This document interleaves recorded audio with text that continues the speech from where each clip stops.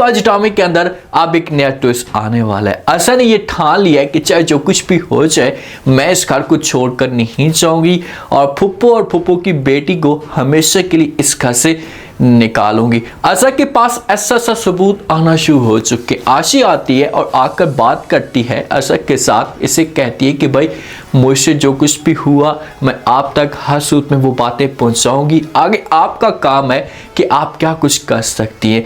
आशा के पास सबूत कौन से आने वाले हैं, वलीद के साथ मिलकर ये कौन सा तूफान खड़ा करने वाली है, ये फुप्पो को हमेशा के लिए इस घर से कैसे निकालेगी, ये आज के शो में डिस्कस करने वाले हैं। इस वक्त बिलाल आया था और आकर बात की थी इसने फुप्पो के सामने, सहरा के सामने कि भाई मेरी आप लोग शादी आशी के साथ करवा दे, मुझे और कुछ भी नहीं चाहिए। पहले बिलाल फुप्पो से पैसे ले रहा था, सब कुछ उससे हड़प कर रहा था, लेकिन अब उसे पता लगना शुरू हो चुका है कि भाई इनका मकसद जो है वो पूरा हो चुका है, तो मैं भी अब अपना मकसद निकालने की कोशिश करूं।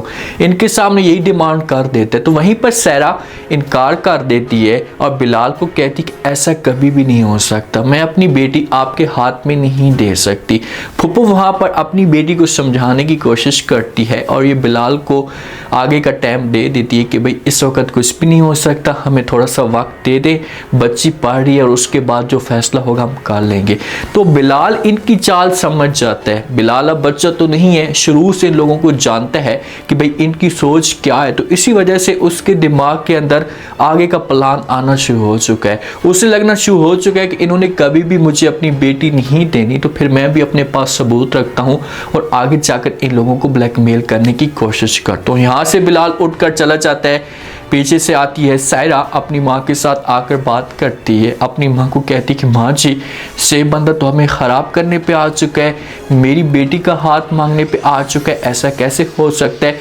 आप ऐसा करें कि आप इसे मुँह मांगी कीमत दें, भारी रकम दें और इसका मुँह चुप करवाएं, इसे किसी और जगह पर भेज दें। अगर ये यहाँ पर रहा तो हमें ब्लैकमेल कर सकते हैं, आगे भी हमारे लिए मसले मसाइल खड़े कर सकते हैं। तो यहाँ पर माँ जो होगी ना, ये समझाएगी सहरा को और कहेगी कि भाई आपको परेशान होने की ज़रूरत नहीं, इस वक्त किसी किस्म का कोई भी शोर नहीं मचाएगी, मैं सब कुछ हैंडल कर लूँगी, बस आपने चुपचाप आराम के साथ बैठे रहना है, शोर नहीं मचाना। तो सहरा यहाँ पर चुप हो जाएगी। देखिए फुप्पो का तो ये प्लान था कि भाई हम बिलाल को टाइम देते रहेंगे, अपना काम निकलवा लेंगे, सारे के सारे कागजात के ऊपर दस्तखत करवा लेंगे, तो उसके बाद बिलाल को किक मार देंगे, इसे पैसे दे देंगे और इसे यहाँ से निकाल देंगे। लेकिन बिलाल के दिमाग के अंदर भी ये सब कुछ आ जाता है कि भाई इनका मकसद क्या है, ये मुझसे अपना काम निकलवाना चाहते हैं। तो इसी वजह से उसने भी आगे का प्लान बनाया हुआ है और देखना कि यही बंदा आगे जाकर इनको चूना भी लगा देगा। जो घर के अंदर बातें हो रही होती है ना, तो आशी जो इनकी बातें सारी की सारी रिकॉर्ड करती जा रही है, क्योंकि आशी को इस बात का तो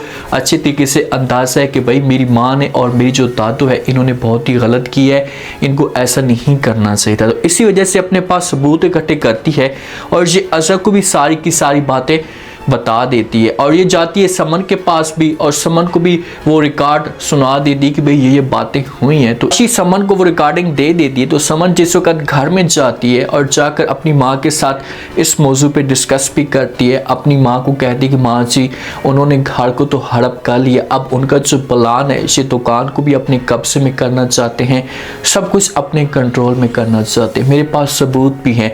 समन सारी की सारी रिकॉर्ड अपनी माँ को सुना सकती है, अपने वालिद को भी सुना सकती है। तो ये लोग बड़े परेशान हो जाएंगे कि भाई अब क्या किया जाए, सब कुछ हाथ से निकलता जा रहा है और समन को इस बात की बहुत ज़्यादा टेंशन होती है। समन ये समझती है कि यार मैं जब से इस घर के अंदर आई हूँ ना, तो उसके बाद इस घर के जो हालात हैं ये बुरे स्टार्ट हो चुके हैं और ये सब कुछ मेरी वजह से हुआ है। समन यही चीज़ें सोच सोच कर परेशान होती जा रही है और उसके दिमाग के अंदर ये बातें जा रही हैं कि यार कैसे इस घर को सेट करने की कोशिश की जाए। बिलाल कॉल करता है अपनी फुप्पो को, से कहते हैं कि फुप्पो चांद आप कहाँ पर हैं, आप जल्दी से आ जाएं, आपने दस्तक करने हैं। तो आगे से फुप्पो इनकार कर देती है और कहती है कि ये दुकान और जितने भी कारोबार के मामलात हैं ये झंझट मुझसे नहीं होते, आप खुद ही हैंडल कर लें, खुद ही देख लें। तो आगे से बिलाल इनकार कर देता है और फुप्पो को कहता है कि भाई अगर आप ना आई ना तो फिर ये दस्तखत कैसे होंगे, ये काम तो नहीं हो पाएगा, तो आपको हर सूरत में आना होगा। तो फुप्पो फिर मजबूर हो जाती है और जहाँ से फिर चलने पे तैयार हो जाती है। अब ये जाएगी तो वहां पर ये सैन तो काट देगी, लेकिन ऐसा लग रहा है कि वहां पर सैन कुछ और तरह के हो सकते हैं, क्योंकि वहां पर सायरा मौजूद नहीं होगी, अकेली फुप्पो होगी। तो फुप्पो इतनी पढ़ी लिखी नहीं है, तो यहाँ पर ये कोई ना कोई बड़ी गेम डालने का जरूर कोशिश करेगा ये बंदा, और ये देखना कि आगे जाकर फिर अपने पास सबूत भी रखेगा और फुप्पो को वहीं पर फिर ब्लैकमेल भी कर सकता। अब देखते हैं कि बिलाल के पास ऑप्शन क्या है और किस तरह से ये फुप्पो का हशर बुरा करता है।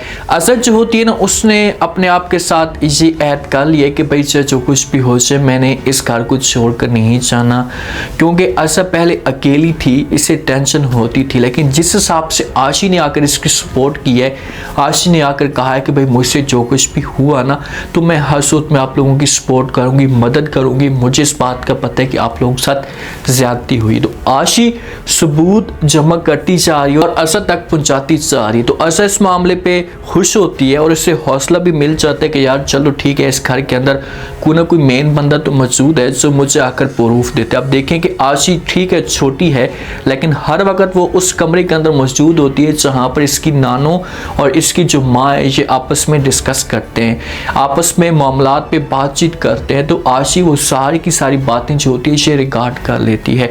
बेचारी आसमा को सब कुछ पता चल जाता है कि भाई इनकी जो नज़र है अब ये दुकान के ऊपर भी है, ये बुटीक को भी कंट्रोल में कर चुके हैं, तो अब ये दुकान को भी अपने कंट्रोल में करना चाहते हैं। तो आसमा नसीर के ऊपर गुस्सा भी करती है और इससे कहती है कि भाई अगर आपने उस वक्त मुज़ामत की होती अपनी पप्पो के सामने और सायरा के सामने ऐसा की बातें की होती, धमकी दी होती उन लोगों को, तो आज ये दिन ना देखना पड़ता, ये दुकान भी हमसे ना जाती। अब इनका ये एक ही ठिया बचा हुआ था, तो समझो ये भी अब इनके हाथ से ऐसा निकलना शुरू हो चुका है। देखते हैं कि नसीर कब तक खामोश बैठता है, क्योंकि नसीर ने कोई ऐसा रिएक्शन भी नहीं दिया। अगर नसीर यहाँ पर जाकर गुस्सा करता या कोई अपना आगे से माहौल बनाता तो हो सकता था कि पप्पो डर जाती तो ये दुकान इन लोगों को वापस कर देती। लेकिन अब ये दुकान भी इनके हाथ से जाती जा रही है, तो इस मामले पे इनको कुछ ना कुछ करना ही होगा, वरना ये हर चीज से हाथ धो बैठेंगे, फिर इनके पास पछतावे के अलावा कोई और ऑप्शन मौजूद ही नहीं होगा। तो इसलिए पछताने से बेहतर है कि इसे पहले मामलात को देख लें, सब कुछ डील कर लें, तो इनके लिए बेहतर होगा।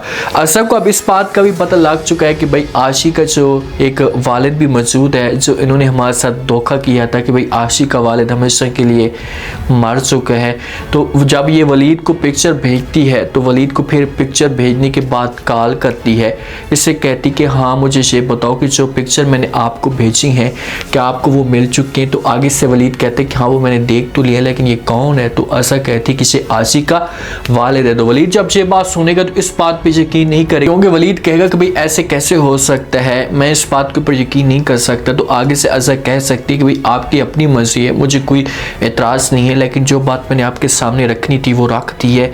ये चीज़ें हो रही हैं, आप जाने आपका काम जाने। अब हमने हर सूरत में इस बंदे से मुलाकात करनी है, हमने इसके साथ बात करनी है ताकि हम आगे का मामला चला पाएँ। अब असरा और वलीद दोनों मिलकर आशी के वालिद को ढूंढेंगे और उसके साथ बात करेंगे, और फिर जाकर इनके पास और भी ज़्यादा सबूत आएंगे और ऐसे साहब जो दिन होंगे ये सायरा और फुप्पो के लिए मुश्किलात खड़ी करते जाएंगे। सारी जो कहानी है ना ये अब असद के ऊपर आ चुकी है, सारा मामलात अब असद के ऊपर आया हुआ है कि देखते हैं कि असद जो है वो कैसे अपने आप को यहाँ से निकालने की कोशिश करती है, जो किस तरीके से इन लोगों को इस घर से भगाती है। उम्मीद है आज का रिव्यू, आज के टीजर आप लोगों को पसंद आया होगा। आपने कमेंट सेक्शन में अपनी कीमती लास्ट में आपको क्या लगता है, क्या नेक्स्ट आने वाली के साथ में जो बातें असद ने वलीद के साथ की हैं, तो क्या ये लोग आशी के वालिद के साथ मुलाकात कर पाएंगे?